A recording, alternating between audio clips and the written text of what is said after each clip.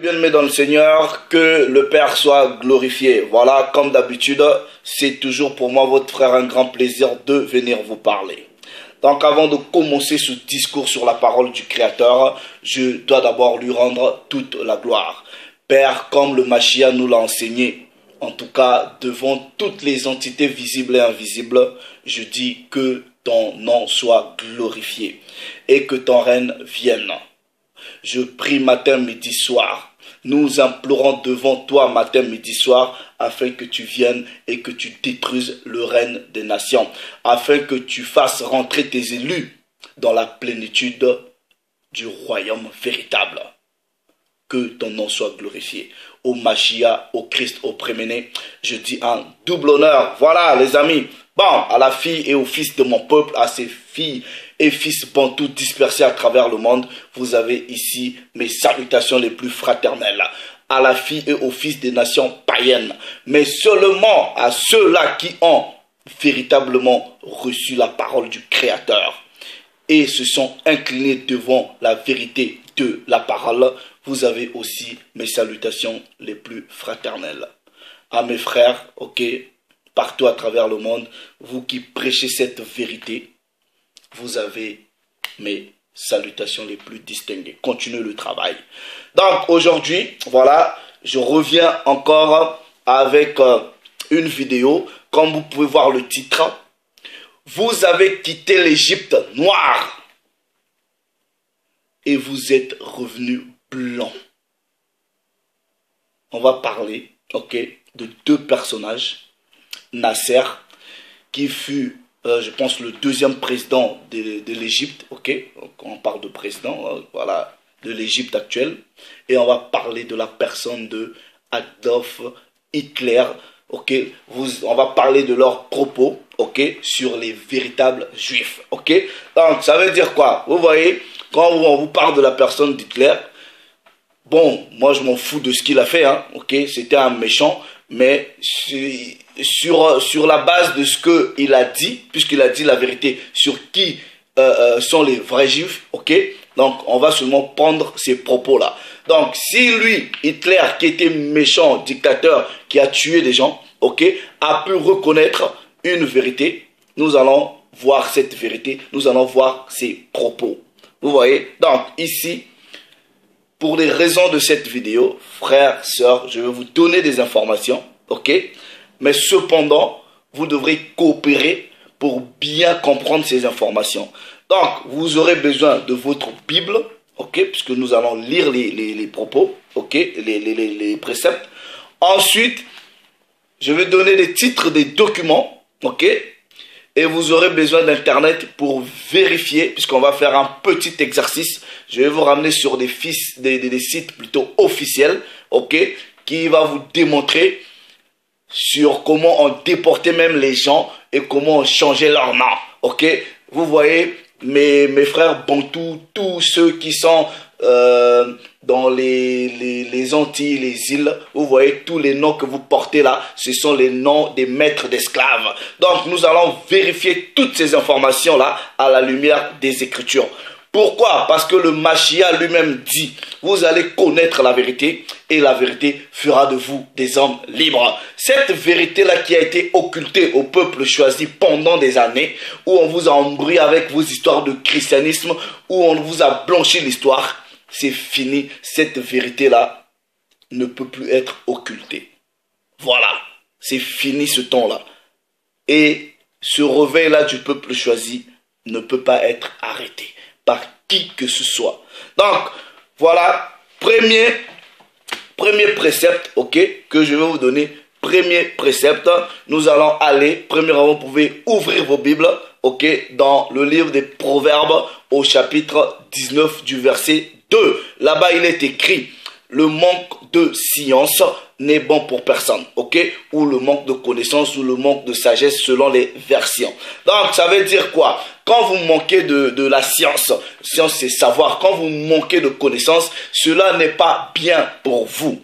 Maintenant, vous pouvez vérifier, ok, vous pouvez vérifier, il y a eu un personnage historique qui était un président, de l'État Égypte, de l'État actuel de l'Égypte, ok. Et ce personnage, en la personne de Nasser, ok, il a eu des propos, ok, et nous allons rentrer, même analyser ces propos-là à la lumière des Écritures.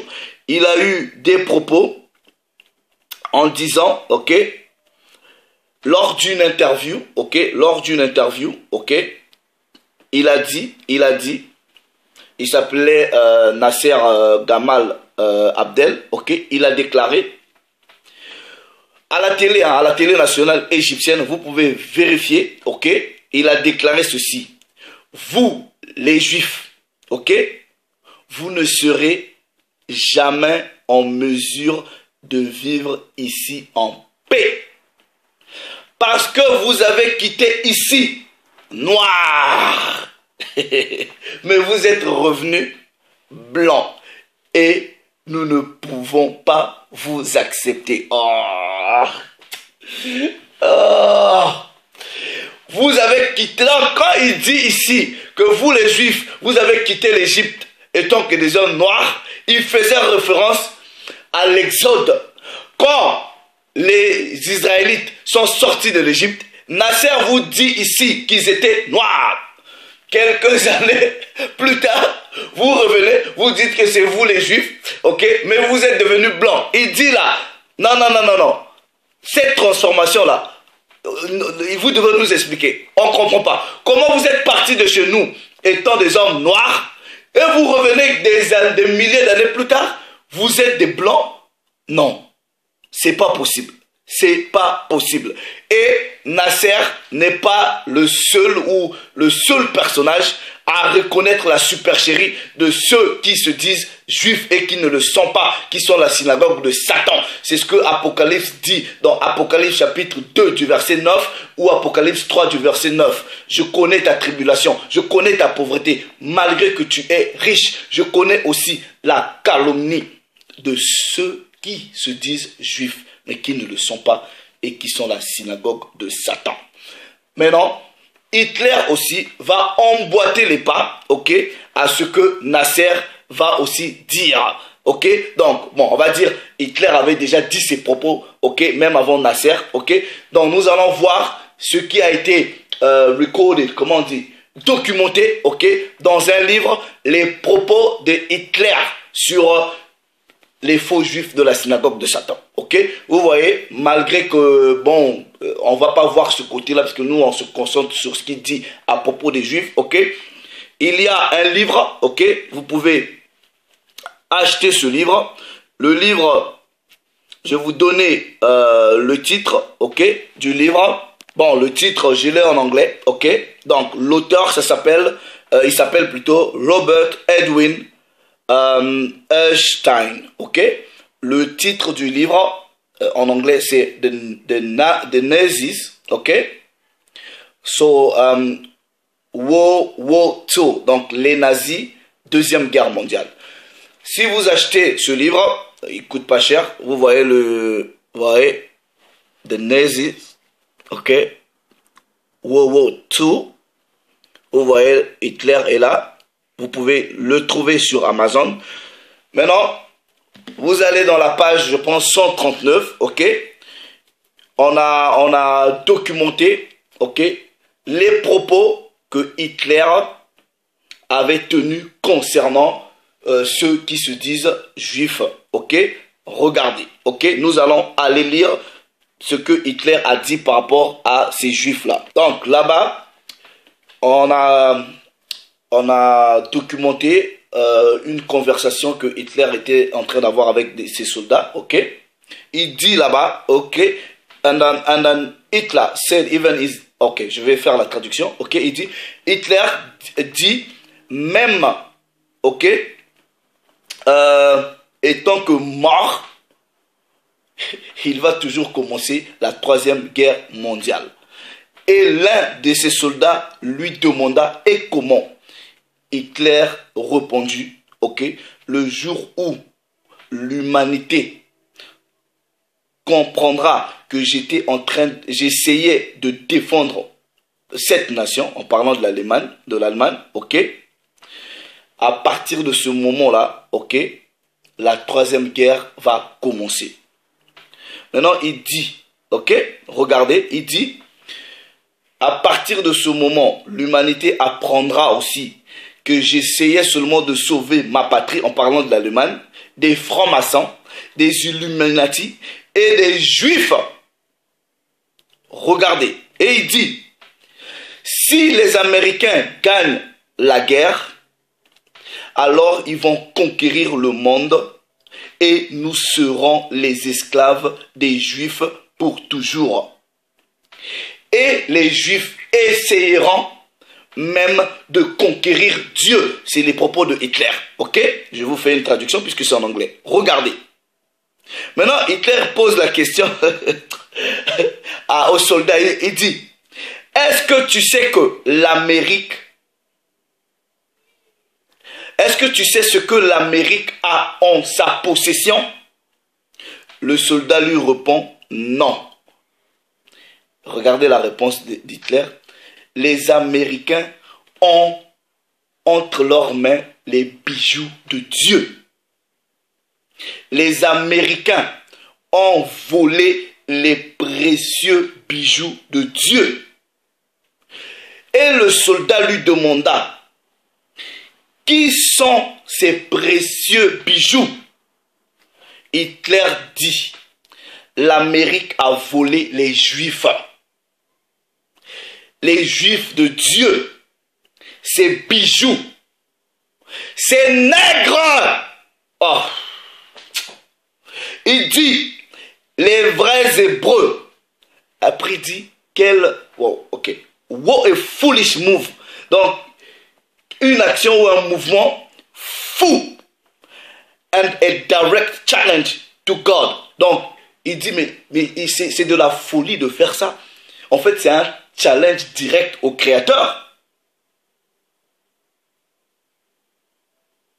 Et il dit, and the plan on moving these false white Jews into a state of Israel. Donc, ils ont même planifié.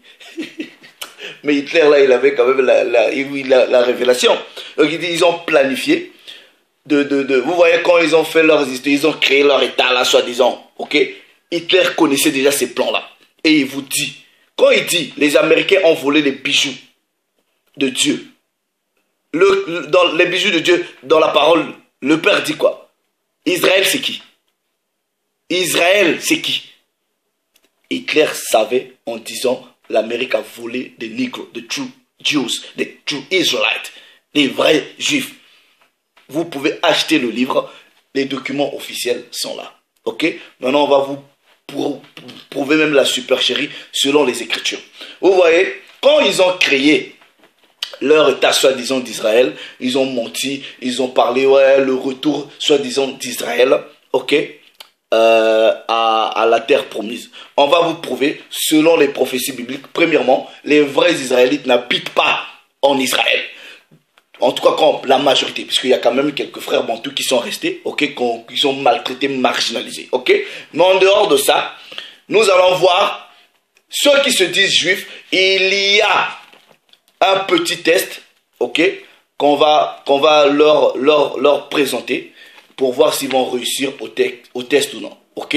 Maintenant, vous êtes ici, nous tous qui sommes ici là, vous voyez, vous avez des frères blancs qui se disent juifs.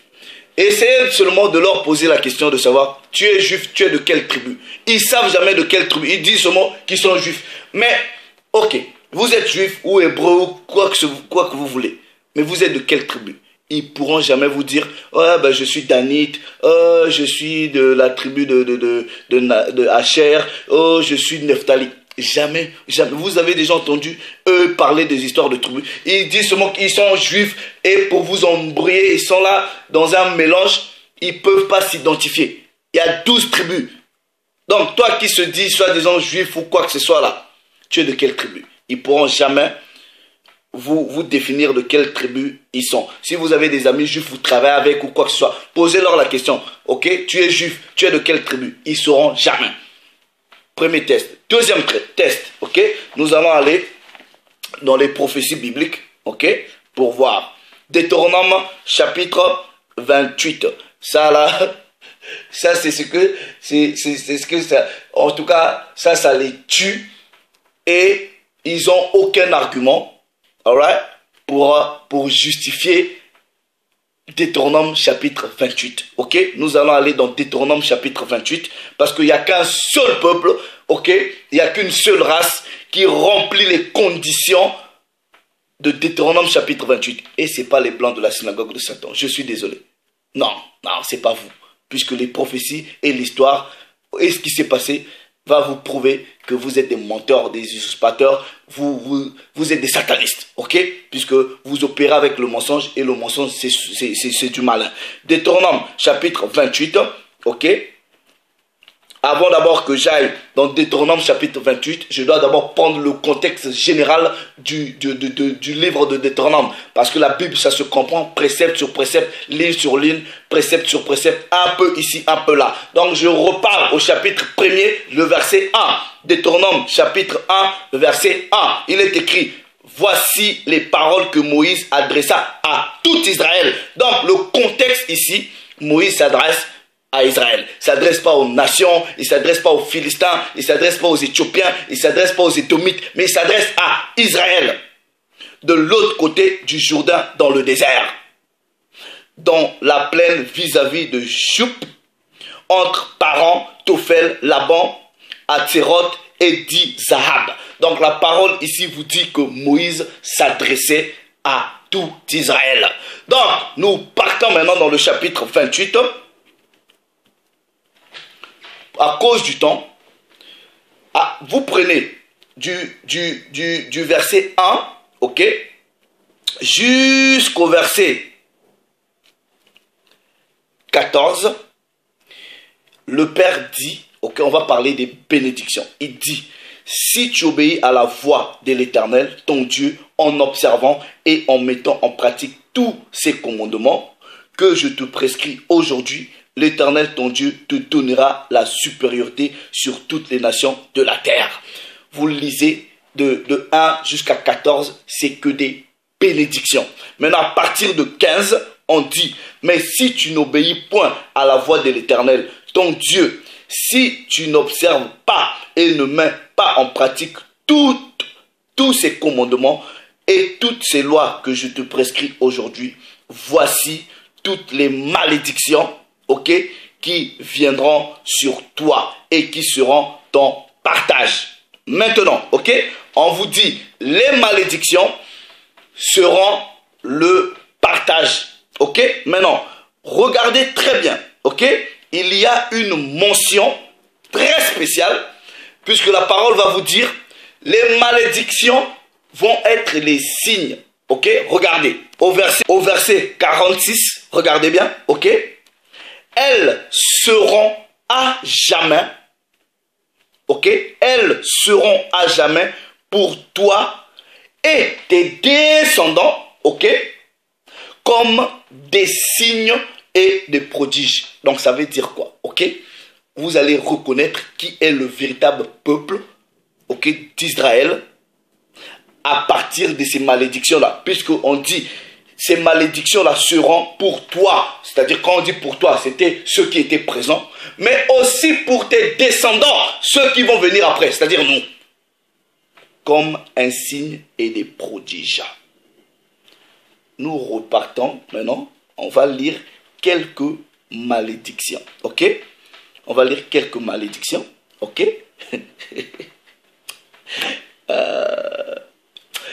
Mais la Bible là c'est compliqué. On va lire quand même quelques malédictions. Ok? Voilà. Regardez. Regardez très très bien. Alright? Parce que les riches ici là, c'est qui? Les riches. Ceux qui dominent le monde, qui ont l'argent, qui vivent bien. C'est qui? Mais ce sont eux là qui se disent juifs. Mais est-ce que la parole avait prévu que vous allez être riches? Puisque la parole a dit, premièrement, vous serez dans l'abondance aussi longtemps vous allez obéir à la loi. Mais on n'a pas obéi. Donc, nous vivons sous des malédictions. Donc, ça veut dire déjà le fait que c'est eux qui ont des banques, des trucs comme ça, puisque la parole dit, tu seras toujours là en train de demander, on va toujours te prêter, toi tu ne prêteras pas. Qui prête ici dans cette réalité? Vos banques-là appartiennent à qui? Vous voyez la supercherie. Voilà, je prends le verset 37. Et tu seras un sujet d'étonnement, de sarcasme et de raillerie parmi tous les peuples chez qui l'Éternel te mènera après avoir été dispersé. Ok? Sujet de raillerie, de sarcasme. Apocalypse chapitre 2, 9, je connais aussi les calomnies. Calomnie, sarcasme, raillerie, la moquerie, pareil. Ok? Maintenant, est-ce que ceux de la synagogue de Satan là, ils sont sujets de sarcasme, de raillerie? Ici en Europe, vous partez, vous voyez les Noirs, quand vous voyez, on dit sale nègre, tout ça là, ou même à l'école, on touche comme ça, on regarde, voilà. Vous voyez même en Belgique là, on avait même exposé, il y a des photos là, une fille congolaise que les gens venaient, sujet d'étonnement, de raillerie. Les gens payaient de l'argent pour venir voir une petite fille congolaise noire. Les photos sont là, les documents sont là. Ok? Donc nous allons lire, ok? Regardez, verset 41. Tu engendras des fils et des filles. Et ils ne seront pas à toi car ils iront en captivité. Ok? Ils iront en captivité. Vous voyez? Moi, mes frères qui sont dans les Antilles, tout ça là, aux Amériques. Ok? Bon, maintenant. Aujourd'hui là, Antillais, tu es français, mais au départ tu étais français. Non, tu engendras d'autres filles, et tu engendras des fils et des filles qui ne vont plus t'appartenir. Ils vont appartenir à une autre nation, une nation qui ne respecte ni le vieillard, ni les jeunes. Vous allez lire ça dans la parole, pourquoi vous allez comprendre quand ces gens-là sont venus prendre les frères pour les emmener en esclaves. Ils s'en foutaient du vieillard, ils s'en foutaient du vieux, ils violaient vos femmes. C'est ce que les prophéties vont nous dire ici. Verset 43. L'étranger qui sera au milieu de toi se lèvera toujours plus au-dessus de toi. Et toi, tu descendras toujours plus bas. Est-ce que les juifs là qui se disent juifs sont plus bas? Non, c'est eux qui dominent. C'est eux qui dominent. Ok, regardez. Il te prêtera et tu ne lui prêteras point. Il sera la tête et tu seras la queue. Voilà, dans cette réalité-là. Mais dites-moi les amis. Mais attendez. Mais qui sont les plus pauvres dans cette réalité-là? Mais réfléchissez. Vous prêtez à qui? Regardez. Regardez. Toutes ces malédictions viendront sur toi et elles te suivront et seront ton partage jusqu'à ce que tu sois détruit parce que tu n'auras pas obéi à la voix de l'Éternel ton Dieu, parce que tu n'auras pas observé ses commandements et ses lois qui te prescrit. Ok? On est d'accord. Ok? Verset 48. Tu serviras au milieu de la faim, de la soif, de la nudité, de la disette, de toutes ces choses. Tes ennemis que l'Éternel enverra contre toi. Soif, disette. Quand les parents travaillaient dans les champs, ils travaillaient avec des caches-sexes comme ça. On frappait tout le temps. La soif. Tu as même soif comme ça, le maître d'esclave dit non, continue de travailler, viens, Fimbo, viens, on chicote. Vous avez vu les blancs connaître ça là? Si vous montrez-moi un seul document où ceux des juifs actuels là, dans les champs, la parole vous dit ici, au verset, regardez bien, au verset 48, l'étranger, il mettra un joug de fer sur ton cou jusqu'à ce qu'il t'ait détruit. En tout cas, frère, si vous avez de l'honnêteté et intellectuelle et spirituelle, montrez-moi un seul document historique où vous avez vu des blancs dans les champs avec le joug de cou, ok, dans les champs, où vous avez vu ça. Montrez un seul document historique où des blancs dans les champs de maïs, d'ananas, de cacao, quoi que ce soit là, avec des jougs de cou, dans la nudité, avec des caches-sexes comme ça. Montrez ce document-là s'il existe. Vous ne trouverez pas ce document. Ça n'existe pas. Parce que ces choses-là ne se sont jamais produites comme telles. Les gens qui ont subi ces choses-là, ce sont les négros. Une nation au visage farouche. Non, verset 49. L'Éternel fera partir de loin, des extrémités de la terre une nation qui fondera sur toi comme un vol d'aigle. Une nation dont tu n'entendras point la langue.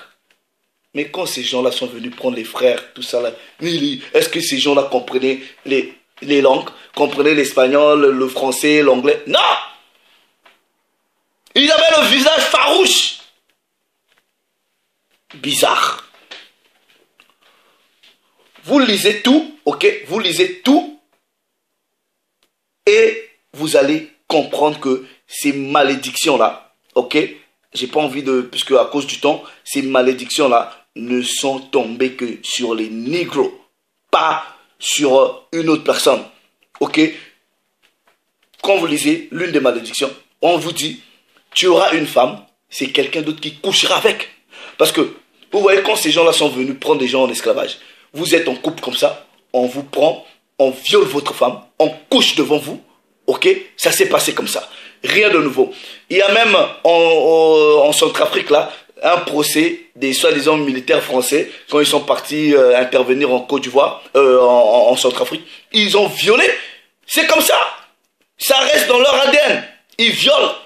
Donc, quand ils venaient dans les villages ou dans les villes où ces bantous-là étaient, ils s'en foutaient du vieillard. Puisque la parole dit, une nation qui n'a aucun respect pour le vieillard ou pour le jeune. Ils s'en foutaient. Ils prenaient les femmes, ils violaient les femmes. Ok?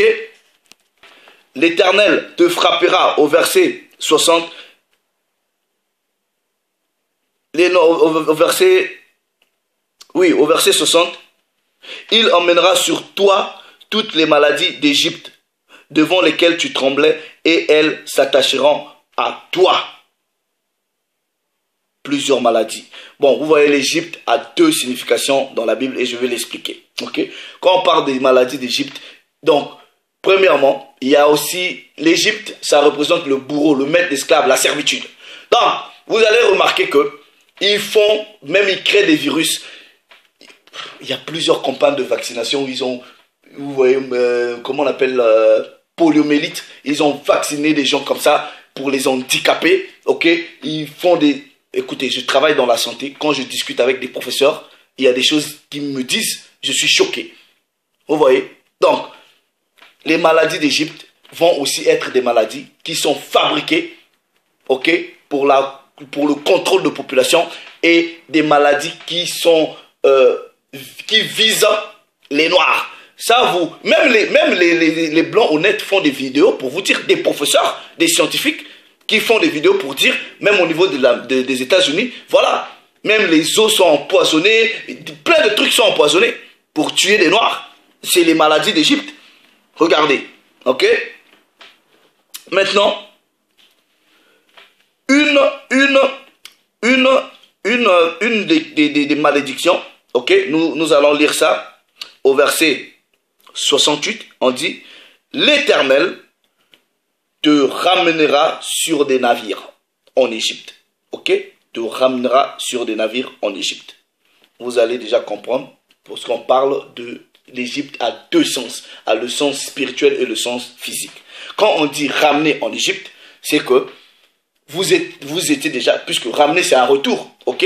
Mais vous allez comprendre que l'Égypte ici, là, ne va pas être l'Égypte qui se retrouve en Afrique. L'Égypte va être, vous voyez, l'Ouest ou l'Est, vous voyez, Amérique, Europe, tout ça là. Parce que c'est eux les bourreaux, c'est eux les maîtres d'esclaves. Ok? Et donc, on va décortiquer ça dans la parole, puisque les gens, quand ils lisent Égypte, ils pensent que, est-ce que les Israélites sont retournés en Égypte? Non! Puisque la parole dit, il te retournera en Égypte et tu feras ce chemin dont je t'avais dit, tu ne le reverras plus. Or, le problème, c'est quoi? Quand les Bantous sont sortis d'Égypte, premièrement, le Père leur avait dit, vous voyez ces Égyptiens-là que vous voyez, vous ne les verrez plus. Ok? Mais on vous dit qu'il va les faire revenir en Égypte. C'est plus la même Égypte. C'est une autre Égypte. Et cette Égypte-là est spirituelle. Mais ça va représenter tous ceux qui ont mis les Bantous en esclavage. On va lire ça dans la parole. On dit, et là, vous vous offrirez en vente à vos ennemis, comme quoi? Comme esclaves et comme servants. Et il n'y aura personne pour vous acheter. Je vais expliquer ce verset, ok? Donc, captivité dans les bateaux, navire c'est dans les bateaux. aucun blanc n'est allé dans les captivités, dans les bateaux, avec le joug de cou, au cou. Il n'y a aucun document qui le prouve. Les blancs ne sont jamais montés dans les bateaux, ok, avec les jougs au cou. Non, ça n'existe nulle part. Maintenant, on va prendre la signification de l'Égypte, ok, puisque je vous dis que Égypte a une signification, a deux significations selon la parole, c'est-à-dire Égypte étant que pays, et spirituellement ça va représenter le bourreau, l'esclavage, la servitude, ok. Apocalypse chapitre 11 du verset 8, on vous dit, et leurs cadavres seront sur la place de la grande ville qui est appelée, dans un sens spirituel, Sodome et Égypte. Donc vous comprenez aussi que selon la parole, il y a aussi un sens spirituel de l'Égypte. Alright? Maintenant, on va prendre encore un autre précepte pour vous prouver que Égypte, c'est la servitude. Ok? Deutéronome chapitre 5, verset 6. Je suis l'Éternel ton Dieu qui t'a fait sortir d'Égypte, de la maison de la servitude. Deutéronome chapitre 6, verset 12. Lorsque tu mangeras et te rassasiras, garde-toi d'oublier l'Éternel qui t'a fait sortir du pays d'Égypte, de la maison de la servitude. Égypte veut dire servitude. Donc quand Deutéronome chapitre 28 au verset 60 dit te ramèneras en Égypte, cette Égypte-là, c'était l'Égypte spirituelle qui représentait la servitude.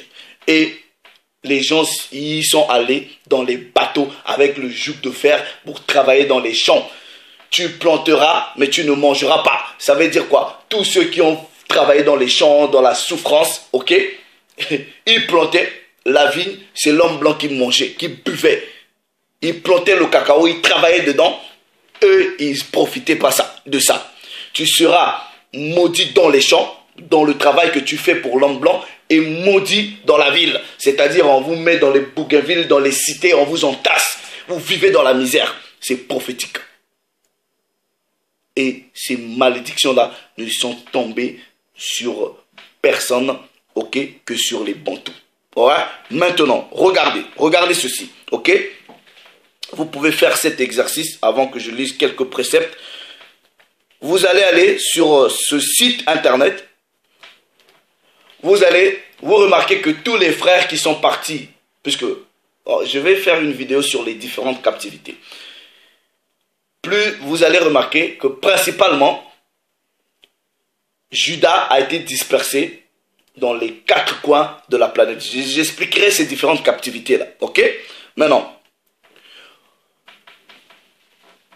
vous devrez comprendre premièrement, à partir de l'an 60-70, quand les Édomites ont mis Jérusalem à feu et à sang, les documents historiques disent que plusieurs milliers de ces Israélites ont fui le Moyen-Orient pour se retrouver en Afrique.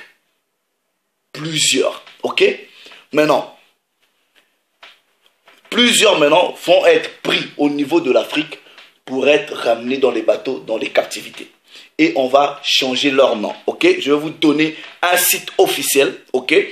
Exercez à taper les noms, tout ça là, vous allez voir. Ok, aujourd'hui, ces gens-là ne portent pas leur nom. Ils portent le nom de James, Williams. Vous voyez un bon noir, un bon nègre comme ça. Ils vous disent, il s'appelle Williams. Ça, c'est les noms d'esclaves. Les frères qui sont dans les Antilles aujourd'hui, vous portez les noms des maîtres d'esclaves. Maintenant, on va faire cet exercice, ok? Vous allez donc sur ce site internet, ok? Donc, je vous donne le site www.slave, donc je vais dire ça en français, slavevoyage.org, ok? Slavevoyage.org. Donc slave, ça s'écrit S-L-A voyage, slave voyage plutôt, S-L-A-V-E-V-O-Y-A-G-I-S.org. Maintenant, quand vous allez, je suis sur le site, comme vous pouvez voir, ok.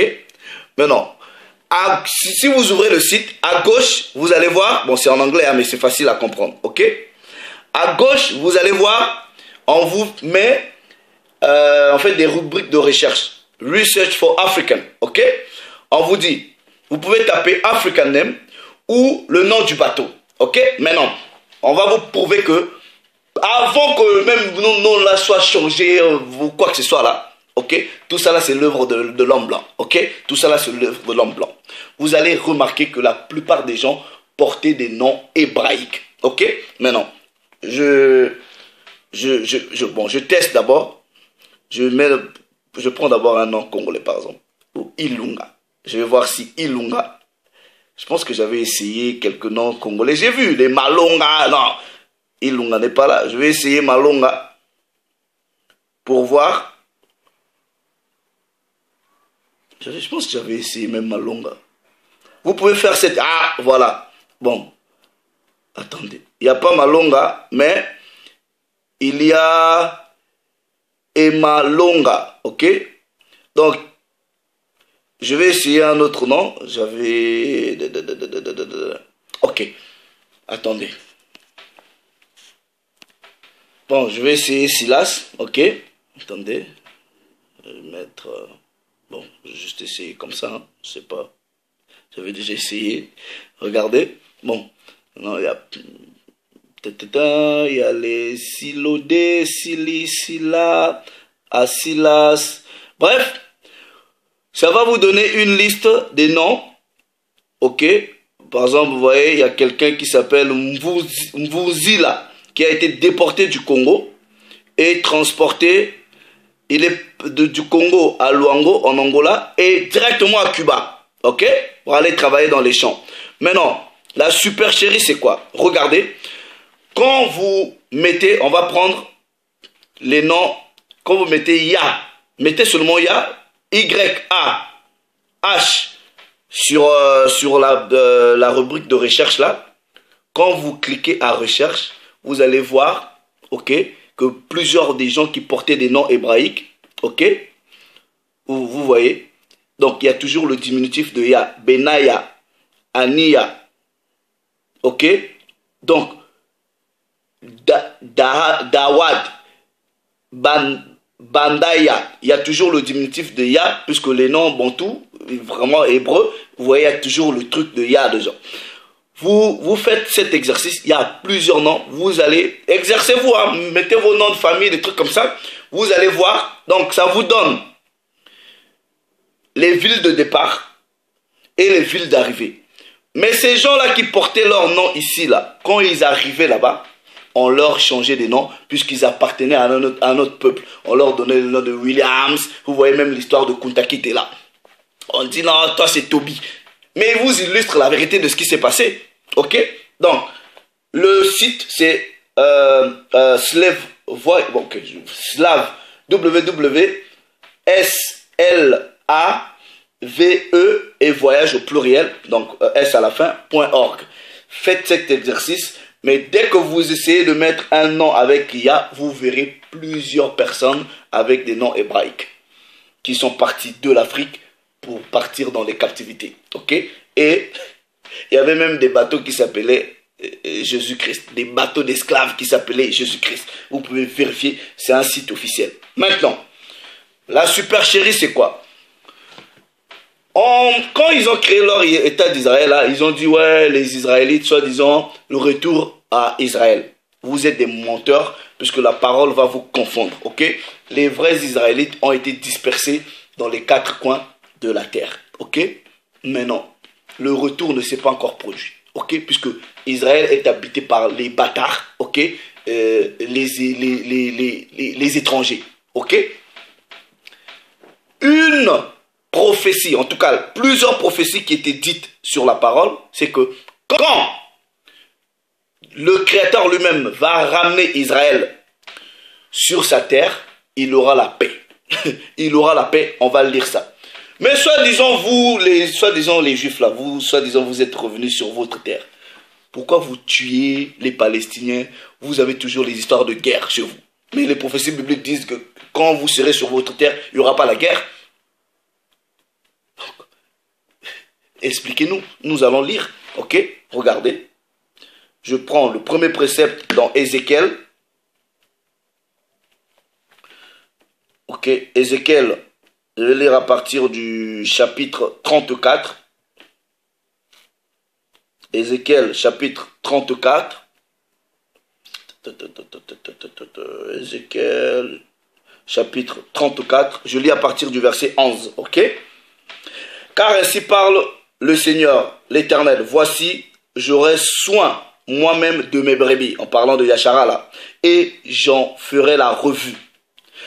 Comme un pasteur inspecte son troupeau quand il est au milieu de ses brebis et par ça.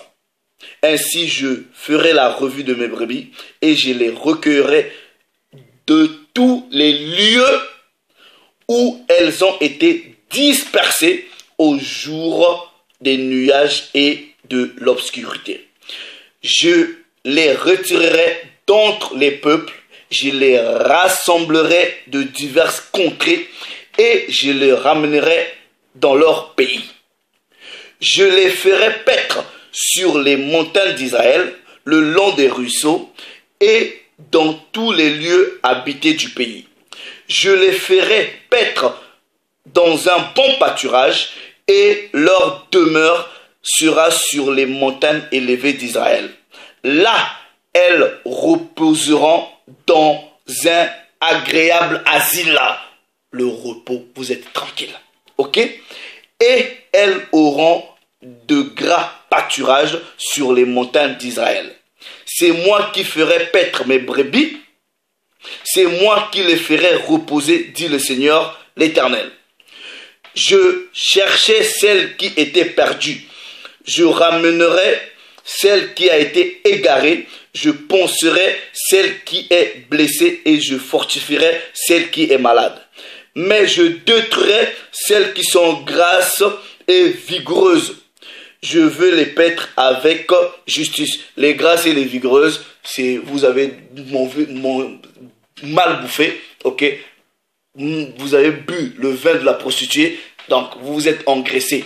Vous voyez, vous mangez trop, mais en fait, ici, c'est spirituel, puisque le Père dit quoi? Ceux qui mangent trop là, ok, les gourmands vont pas hériter le royaume de Dieu, même physiquement. Mais ici, là, vous êtes trop gras parce que vous avez mangé la malbouffe spirituelle. Bref, on dit, regardez, bon, à cause du temps, à partir du verset 19, et mes brebis doivent paître ce que vos pieds ont foulé et boire ce que vos pieds ont troublé. C'est pourquoi ainsi leur parle le Seigneur, l'Éternel. Voici, je jugerai entre la brebis grasse et la brebis maigre, parce que vous avez heurté avec le côté et avec l'épaule et frappé de vos cornes toutes les brebis faibles, parce que jusqu'à ce que vous les avez cassées. Je porterai secours à mes brebis afin qu'elles ne soient plus au pillage. Et je jugerai entre brebis et brebis. J'établirai sur eux un seul pasteur, en parlant de la personne du Mashiach, ok? Qui les fera paître, mon serviteur David, et les fera paître. Il sera leur seul pasteur. Après, vous venez avec vos programmes au rapatriement d'Israël. Non, le rapatriement sera fait par le Mashiach, ok? Celui qui sera à la tête, c'est lui le roi. Je traiterai avec elle une alliance de paix, et je ferai disparaître du pays les animaux sauvages. Elles habiteront en sécurité dans le désert et domineront au milieu des forêts. Je ferai d'elles et des environs de ma colline un sujet de bénédiction. J'enverrai la pluie en son temps et ce sera une pluie de bénédiction. Ok, regardez maintenant le verset 28. Ok, là, ceux de la synagogue de Satan, venez m'expliquer ça. Elles ne seront plus au pillage parmi les nations. Les bêtes de la terre ne les dévoreront plus. Elles habiteront en sécurité et il n'y aura personne pour les troubler. Est-ce qu'en Israël, là, vous êtes en sécurité? C'est tout le temps la guerre. Et j'ai vu dernièrement une vidéo où vous avez kidnappé les enfants palestiniens qui jouaient au foot. Est-ce qu'il y a la sécurité? Mais puisque la parole dit que quand il y aura rapatriement, quand il y aura retour, il y aura que la paix, il y aura que la sécurité. Est-ce que vous avez la paix soi-disant au Moyen-Orient? Non. On prend encore un autre précepte, ok? Regardez, je prends le livre d'Ésaïe au chapitre 11. Vous pouvez lire tout le chapitre, ok? Vous pouvez lire tout le chapitre. On vous dit, prophétie, voilà, regardez. Regardez ceci. À partir du verset 4, malheur à la nation pécheresse, au peuple chargé d'iniquité, à la rage des méchants, aux enfants corrompus. Ils ont abandonné l'Éternel, ils ont méprisé le Saint d'Israël. Ils seront retirés en arrière. Quel châtiment nouveau vous infligez quand vous multipliez vos révoltes. La terre entière est malade et tout le cœur est souffrant. De la plante du pied jusqu'à la tête, rien n'est en bon état. Ce ne sont que des blessures, confusions et plaies vives qui ont été ni pensées, ni bondées, ni adoucies par l'huile. Votre pays est dévasté. Vos villes sont consumées par le feu. Des étrangers dévorent vos campagnes sur vos yeux. Ils ravagent et détruisent comme des barbares. Et la fille de Sion est restée comme une cabane dans une vigne, comme une hutte dans un champ de concombres, comme une ville épargnée. Si l'Éternel des armées ne nous eût conservé un faible reste, nous serions comme Sodome, nous ressemblerons à Gomorrhe. Écoutez la parole de l'Éternel. Ok, chef de Sodome. Non, je lis le mauvais chapitre. Ok, le chapitre 11, j'étais au chapitre 1. Excusez-moi. Regardez ceci. Ésaïe chapitre 11. Ok, à partir du verset 1er. Puis un rameau sortira du tronc d'Ésaïe. En parlant de David, en fait c'est une prophétie du Mashiach. Et un rejeton renaîtra de ses racines. L'esprit de l'Éternel reposera sur lui, un esprit de sagesse et d'intelligence, esprit de conseil et de force, esprit de connaissance et de crainte de l'Éternel. Il respirera la crainte de l'Éternel, il ne jugera point sur l'apparence, il ne prononcera point un dira. Ok, regardez, mais il jugera les pauvres avec équité et il prononcera avec droiture sur les malheureux de la terre. Il frappera la terre de sa parole comme d'une verge et du souffle de ses lèvres, il fera mourir le méchant. La justice sera la ceinture de ses flancs et la fidélité la ceinture de ses reins. Regardez bien, le loup habitera avec l'agneau. C'est quoi? C'est pas la paix? Et la panthère se couchera avec le chevreau. Le veau, le lionceau et le bétail qu'on engraisse seront ensemble. Et un petit enfant les conduira. Regardez maintenant. Ok? Ça, ce sont les signes de paix. À partir du verset 10 maintenant. En ce jour, le rejeton d'Isaïe sera là comme une bannière pour les peuples. Les nations se tourneront vers elle et la gloire sera sa demeure. Dans ce temps-là, le Seigneur étendra une seconde fois sa main pour faire quoi? Pour racheter le reste de son peuple qui ont été dispersés où? En Assyrie, en Égypte, à Patros, en Éthiopie, à Élam, à Shinéar, à Hamath et dans les îles de la mer. Il élèvera une bannière pour les nations. Il rassemblera les exilés d'Israël et il recueillera plutôt les dispersés de Juda des 4 extrémités de la terre. Ok, maintenant regardez bien, ok. Regardez très bien, il y a une mention ici, ok. On vous dit que c'est le Créateur qui va les rassembler, ok. Maintenant, l'Éternel desséchera la langue de la mer d'Égypte et il lèvera sa main sur le fleuve en soufflant avec violence et le partagera en 7 canaux et on traversera avec des souliers. Il y aura une route pour le reste de son peuple qui sera échappé de la Syrie, comme il y eut une pour Israël le jour où ils sont sortis d'Égypte. C'est le Mashiach qui va faire ça. Ok? Maintenant, regardez. On prend Sophonie, puisque le reste du peuple aussi est dispersé au-delà des fleuves de l'Éthiopie. Ok? Sophonie, chapitre 3. Je prends à partir du verset 8. Ok, on va lire jusqu'au verset 13. Ok? Attendez-moi donc, dit l'Éternel, au jour où je me lèverai pour le butin, car j'ai résolu de rassembler les nations, de rassembler les royaumes, pour répandre sur eux ma fureur, toute l'ardeur de ma colère, car par le feu de ma jalousie, tout le pays sera consumé. Alors je donnerai au peuple des lèvres pures, afin qu'ils invoquent tous le nom de l'Éternel, pour le servir d'un commun accord. D'au-delà des fleuves de l'Éthiopie, mes adorateurs, mes dispersés, donc ils sont dispersés au-delà des fleuves de l'Éthiopie, ok, m'apporteront des offrandes. En ce jour-là, tu n'auras plus à rougir de toutes tes actions par lesquelles tu as péché contre moi. Alors j'ôterai du milieu de toi ceux qui triomphaient avec arrogance, c'est-à-dire nos ennemis, et tu te n'orgueillerais plus sur la montagne sainte. Parce qu'en ce moment, ils sont là-bas, ils sont en train de s'enorgueillir, et ils dominent. Ok, regardez. Et je laisserai au milieu de toi un peuple humble et petit qui trouve son refuge dans le nom de l'Éternel. Regardez maintenant le verset 13. Les restes d'Israël ne commettront point d'iniquité et ne diront plus de mensonges. Et il ne se trouvera pas dans leur bouche une langue trompeuse. Mais ils paîtront et ils se reposeront et personne ne le troublera. Les Benjamin Netanyahou, ils mentent tous les jours.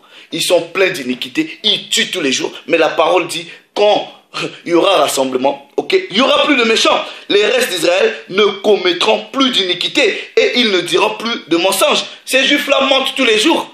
Ils mentent. Donc les prophéties bibliques ne s'appliquent pas sur eux. Le retour véritable d'Israël va se faire. Et c'est par le Mashiach. Avant de terminer, je lis Matthieu chapitre 24.